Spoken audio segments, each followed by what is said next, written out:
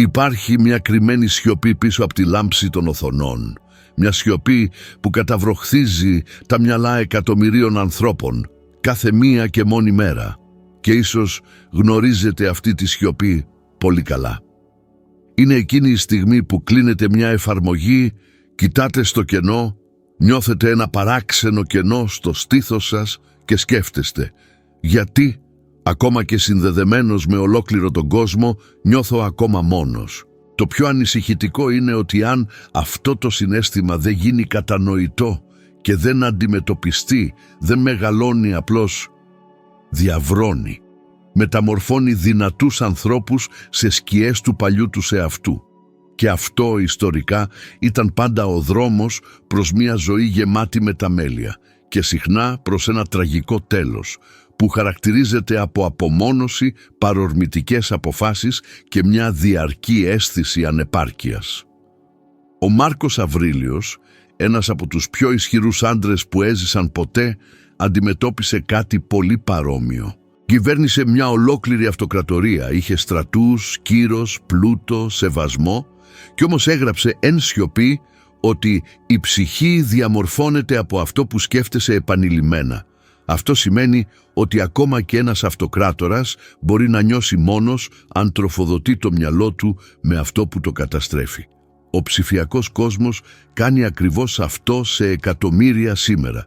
Δημιουργεί την ψευδαίσθηση της συντροφικότητας, αλλά τροφοδοτεί το μυαλό με σύγκριση, άγχος και ένα ανέφικτο πρότυπο τελειότητας. Έχετε παρατηρήσει ποτέ ότι όσο περισσότερο χρόνο περνάμε κάνοντας κύληση, τόσο περισσότερο νιώθουμε ότι οι ζωές των άλλων ανθρώπων φαίνονται καλύτερες από τη δική μας και ότι όσο περισσότερο αναζητούμε διαδικτυακή έγκριση, τόσο λιγότερη πραγματική αξία νιώθουμε. Αυτό το συναίσθημα είναι τόσο κοινό που η έρευνα δείχνει ότι η αυξημένη χρήση των μέσων κοινωνικής δικτύωσης σχετίζεται άμεσα με την αύξηση της μοναξιάς και την επιδείνωση της ψυχικής υγείας, ειδικά μεταξύ των νέων και των ενηλίκων μεταξύ 18 και 35 ετών.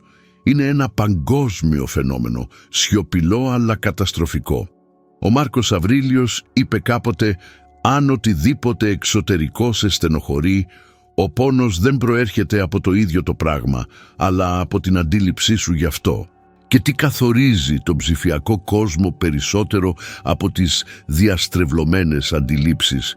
Ακολουθούμε ανθρώπους που φαίνονται τέλειοι, πλούσιοι, χαρούμενοι, με αυτοπεποίθηση, αλλά δεν βλέπουμε τα λάθη τους, τις αποτυχίες τους, τις σουλές τους. Έχετε παρατηρήσει ποτέ πως αυτό επηρεάζει άμεσα την αυτοεκτίμησή σας, την ενέργειά σας και το όραμά σας για το μέλλον? Αυτή είναι η πρώτη μεγάλη διδασκαλία αυτού του βίντεο. Ο εξωτερικός κόσμος δεν θα είναι ποτέ υπεύθυνος για τη μοναξιά σας αν κατακτήσετε τον εσωτερικό σας κόσμο. Για τον Μάρκο, η αληθινή δύναμη δεν βρίσκεται στο να περιβάλλεσαι από ανθρώπους, αλλά στο να μην εξαρτάσαι από αυτούς για να υπάρχεις.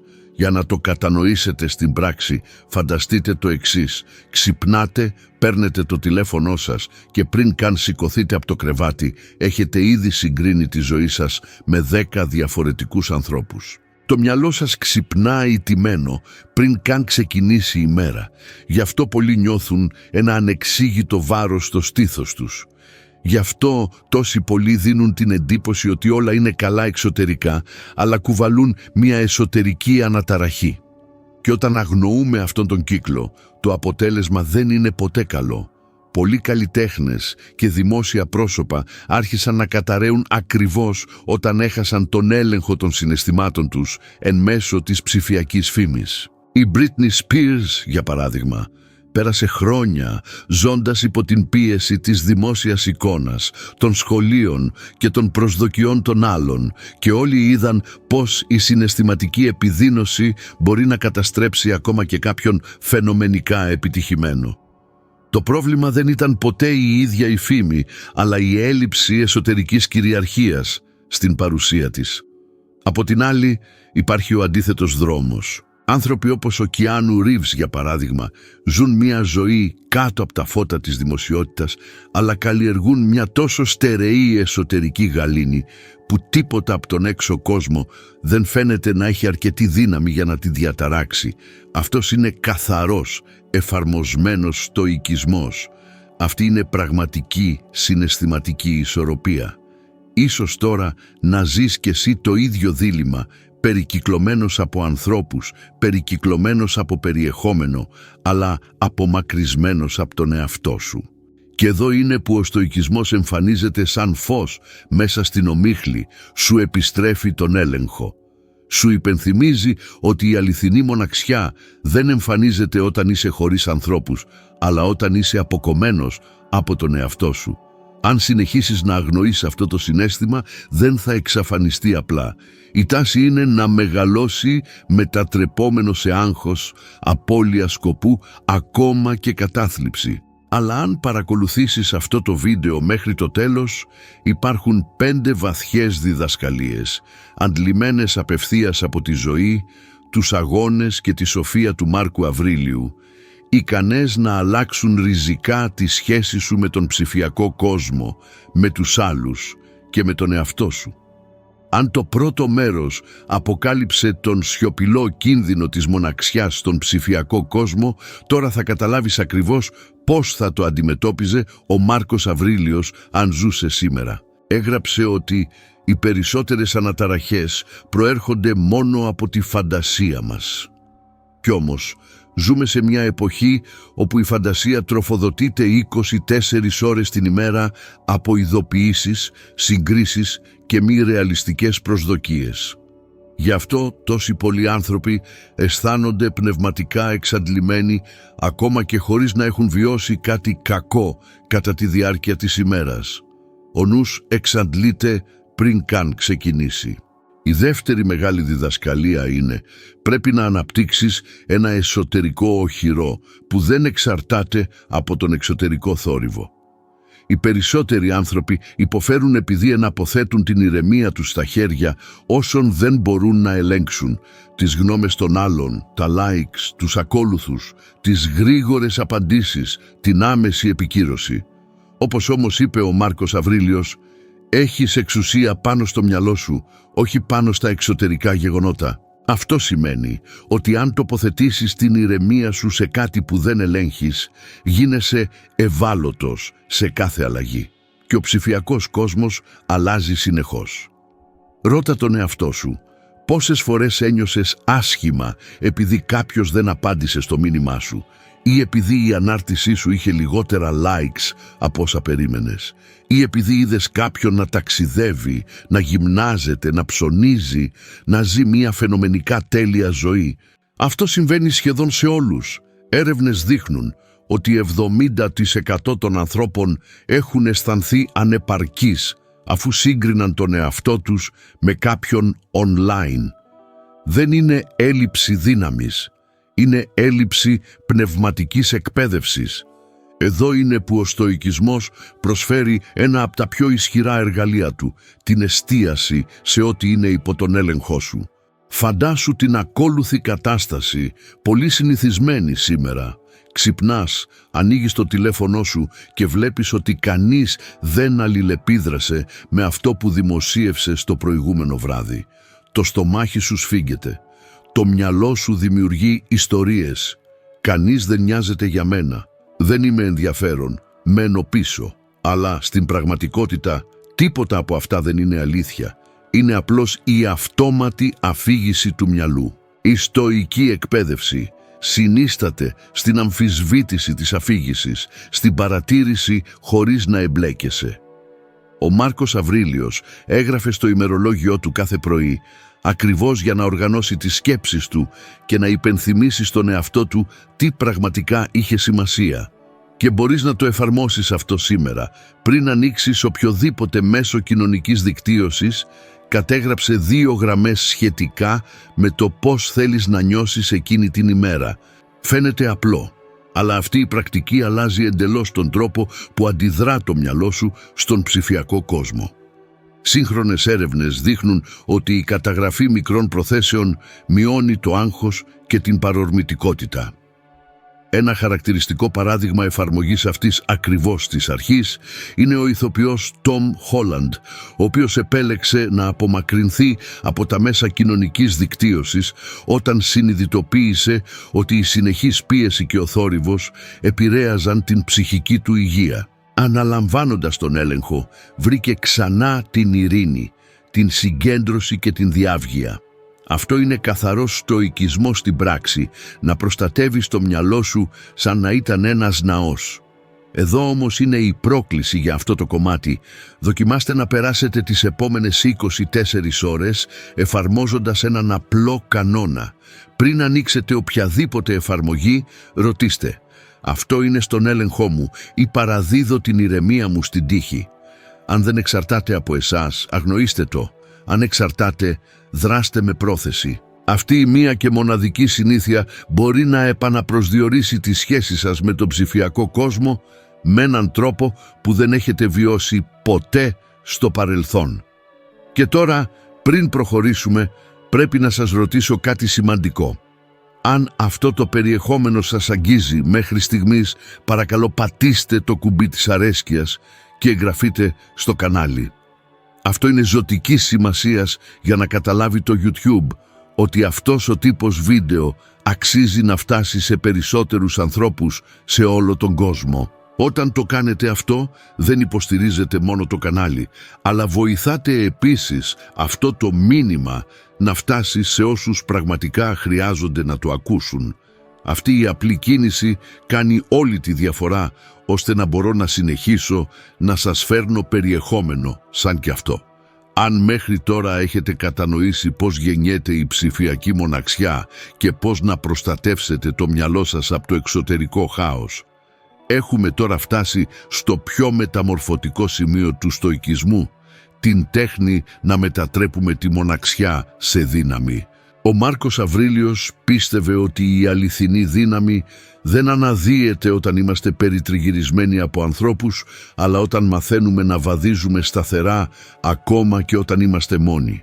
Είπε: «Για να ζήσει κανείς μια ευτυχισμένη ζωή, πολύ λίγα χρειάζονται. Όλα είναι μέσα σας». Και αυτό ποτέ δεν είχε μεγαλύτερο νόημα από ότι σήμερα, σε έναν κόσμο όπου οι περισσότεροι άνθρωποι αισθάνονται ζωντανοί μόνο όταν κάποιος βλέπει, σχολιάζει ή επικυρώνει την ύπαρξή τους. Η τρίτη διδασκαλία αυτού του βίντεο είναι η εξής: χρησιμοποιήστε τη μοναξιά ως καύσιμο, όχι ως τιμωρία. Οι περισσότεροι άνθρωποι προσπαθούν πάση θυσία να γεμίσουν το κενό με περισπασμούς, ειδοποιήσεις και θόρυβο. Όσο όμως περισσότερο προσπαθείτε να ξεφύγετε από τον εαυτό σας, τόσο πιο βαριά γίνεται η σιωπή. Και αυτό εξηγεί γιατί τόσοι πολλοί, ακόμα και περιτριγυρισμένοι από φίλους, ακόλουθους και ομάδες, εξακολουθούν να αισθάνονται αυτή την εσωτερική δυσφορία που δεν φεύγει. Δεν είναι έλλειψη συντροφικότητας, είναι έλλειψη κατεύθυνσης. Σκεφτείτε το εξής: πόσες φορές έχετε παρατηρήσει ότι όσο περισσότερο προσπαθείτε να κρατηθείτε απασχολημένοι για να αποφύγετε τη σκέψη, τόσο πιο αγχωμένοι γίνεστε? Αυτό είναι συνηθισμένο. Μάλιστα, επιστημονικές έρευνες δείχνουν ότι οι άνθρωποι που εκτίθενται συνεχώς σε ψηφιακά ερεθίσματα δυσκολεύονται περισσότερο να μείνουν για 10 λεπτά σε σιωπή με τις σκέψεις τους. Το μυαλό συνηθίζει την υπερβολή και ξεχνά πώς να διαχειριστεί την ηρεμία. Και σε αυτή την ψυχική αναταραχή η μοναξιά μετατρέπεται σε βάσανο. Για τον Μάρκο Αβρίλιο, η μοναξιά ήταν μια ευκαιρία να γνωρίσει τον εαυτό του, να ενισχύσει τις αρχές του και να αποφασίσει ποιος θα γινόταν στο μέλλον. Χρησιμοποίησε τις απομονωμένες στιγμές του στο πεδίο της μάχης, όχι για να νιώσει θύμα, αλλά για να δυναμώσει. Φανταστείτε αυτό μεταφρασμένο στο σήμερα.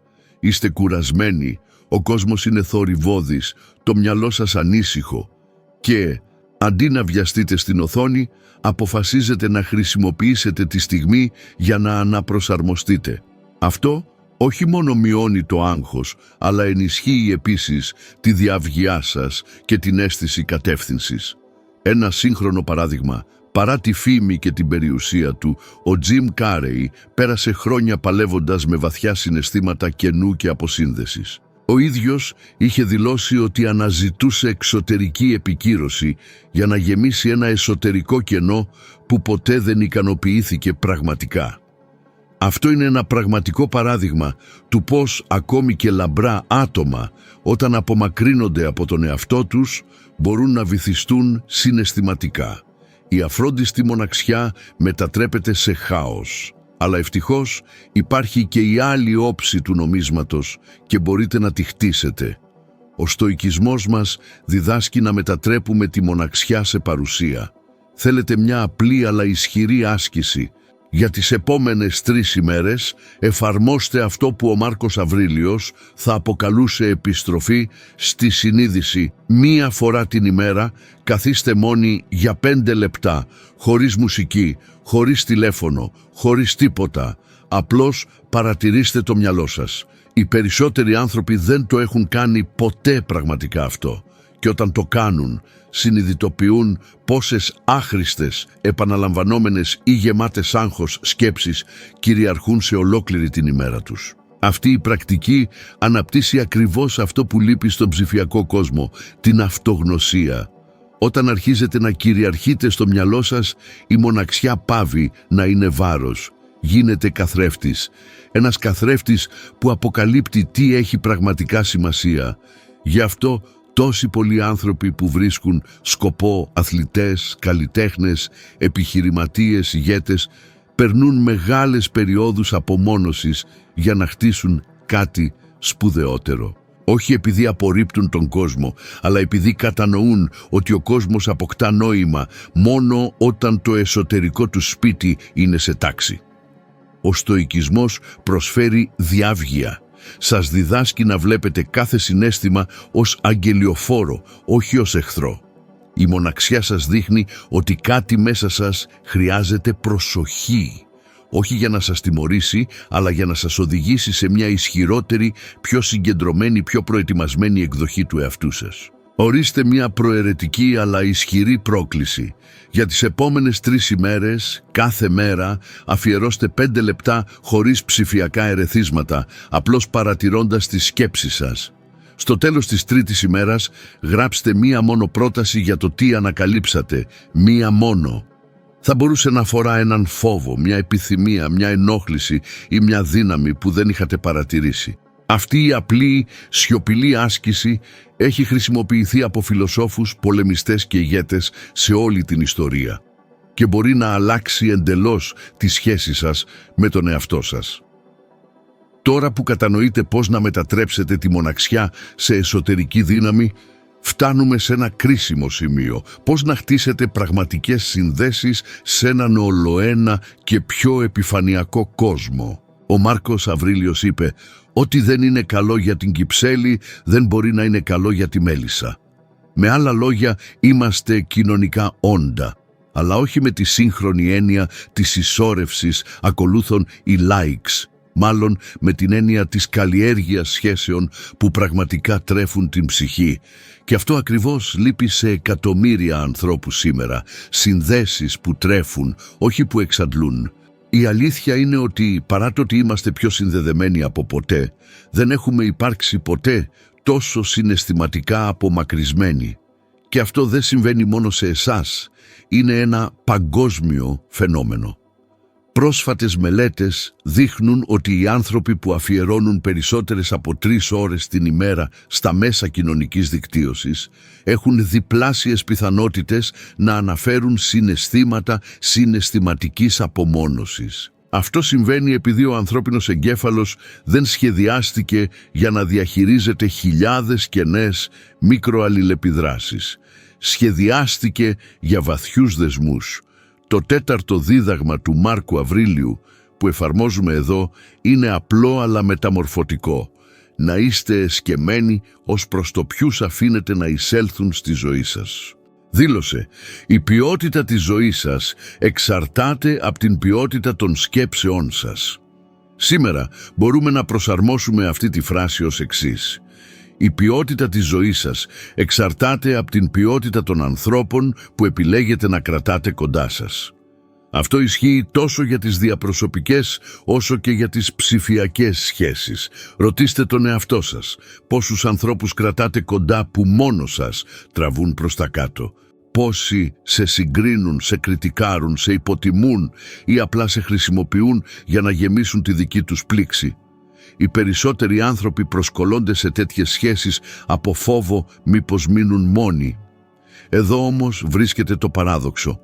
Όσο περισσότερο προσπαθείς να αποφύγεις τη μοναξιά κρατώντας γύρω σου λάθος άτομα, τόσο πιο μόνος ή αισθάνεσαι. Η λάθος παρέα βαραίνει περισσότερο από την απουσία. Για να εφαρμόσεις αυτή τη διδασκαλία σήμερα, δοκίμασε την ακόλουθη νοητική άσκηση. Φαντάσου ότι το μυαλό σου είναι ένα σπίτι. Ποιους αφήνεις να μπουν? Άτομα που βοηθούν να συμμαζευτεί ο χώρος ή άτομα που φτάνουν, κάνουν χάος, κριτικάρουν και φεύγουν χωρίς καμία ευθύνη? Όταν αρχίζεις να φιλτράρεις συνειδητά, η ενέργειά σου αλλάζει, η αυτοεκτίμησή σου ανεβαίνει, η διάβγειά σου αυξάνεται.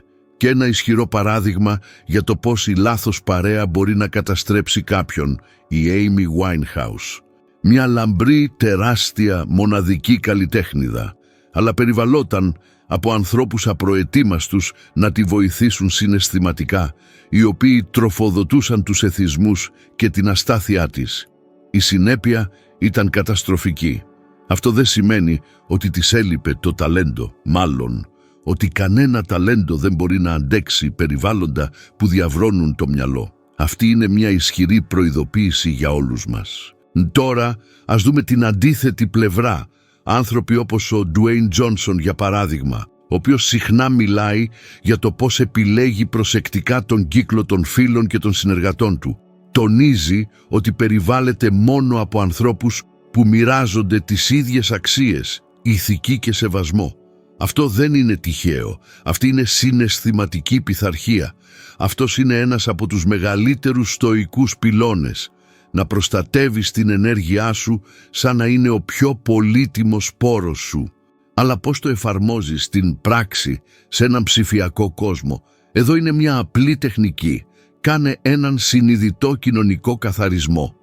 Για τις επόμενες 2 ημέρες αφαίρεσε από τα δίκτυά σου οτιδήποτε προκαλεί υπερβολική σύγκριση, άγχος ή συναισθήματα ανεπάρκειας. Αυτό περιλαμβάνει τοξικά προφίλ, αρνητικούς ανθρώπους και περιεχόμενο που σε ρίχνει ψυχολογικά. Αντικατάστησέ το με εκπαιδευτικό, εμπνευσμένο περιεχόμενο που συμβάλλει στην ανάπτυξή σου. Αυτό το βήμα και μόνο αλλάζει εντελώς την ψυχική σου υγεία και η έρευνα το αποδεικνύει. Άνθρωποι που πραγματοποιούν ψηφιακούς καθαρισμούς αναφέρουν αύξηση της ευεξίας και μείωση του στρες έως και 40% μετά από 1 εβδομάδα. Μία άλλη ισχυρή εφαρμογή είναι να αρχίσεις να χτίζεις βαθιές σχέσεις εκτός διαδικτύου, ακόμα κι αν έχεις μόνο λίγες. Μία αυθεντική συζήτηση αξίζει περισσότερο από 1000 likes. Ένα ειλικρινές βλέμμα αξίζει περισσότερο από ένα αυτοματοποιημένο μήνυμα. Θυμήσου, δεν είναι η ποσότητα, είναι το βάθος. Αφού κατανοήσαμε πώς να ενισχύσουμε το μυαλό μας, να μετατρέψουμε τη μοναξιά σε παρουσία και να χτίσουμε βαθύτερες συνδέσεις, φτάνουμε τώρα σε ένα ουσιαστικό σημείο για όποιον θέλει πραγματικά να αλλάξει τη ζωή του, να μετατρέψει όλα αυτά σε κατεύθυνση, σκοπό και διάβγεια. Ο Μάρκος Αβρίλιος είπε ότι η ψυχή παίρνει το χρώμα των σκέψεών της. Αυτό σημαίνει ότι γίνεσαι αυτό που τροφοδοτείς εσωτερικά. Αν τροφοδοτείς συγκρίσεις, φόβο και ψηφιακό θόρυβο, αποδυναμώνεσαι. Αλλά αν τροφοδοτείς πρόθεση, πειθαρχία και επίγνωση, δυναμώνεις. Η επόμενη διδασκαλία είναι σαφής. Χρησιμοποίησε τη δυσφορία ως πυξίδα. Οι περισσότεροι άνθρωποι προσπαθούν να απαλλαγούν από τη μοναξιά, σβήνοντας κάθε δυσάρεστο συναίσθημα με γρήγορες περισπάσεις. Αλλά ο στοικισμός διδάσκει το ακριβώς αντίθετο. Αυτό που σε ενοχλεί αποκαλύπτει τι χρειάζεται προσοχή. Έτσι πολλοί, ακόμα και περιτριγυρισμένοι από τεχνολογία και επιλογές, καταλήγουν χαμένοι. Ζουν απασχολημένοι, αλλά όχι κατευθυνόμενοι. Κουρασμένοι, αλλά όχι παραγωγικοί. Συνδεδεμένοι, αλλά κενοί. Αυτό συμβαίνει επειδή ένα μυαλό χωρίς σκοπό είναι σαν μια ξεκλείδωτη πόρτα. Οτιδήποτε μπορεί να μπει μέσα. Έχεις νιώσει ποτέ κάτι τέτοιο? Έχετε παρατηρήσει στιγμές που φαινόταν να ξεκινάτε συνεχώς, αλλά ποτέ να μην προχωράτε πραγματικά? Αυτό είναι συνηθισμένο και έρευνες δείχνουν ότι οι άνθρωποι χωρίς καθορισμένο σκοπό εμφανίζουν υψηλότερα ποσοστά άγχους, αισθημάτων στασιμότητας και κοινωνικής σύγκρισης. Όχι επειδή είναι αδύναμοι, αλλά επειδή τους λείπει μια εσωτερική δομή. Η απουσία σκοπού αφήνει το μυαλό εκτεθειμένο σε ό,τι οθεί ο ψηφιακός κόσμος. Για τον Μάρκο Αβρίλιο, ο σκοπός δεν ήταν κάτι μεγαλειώδες.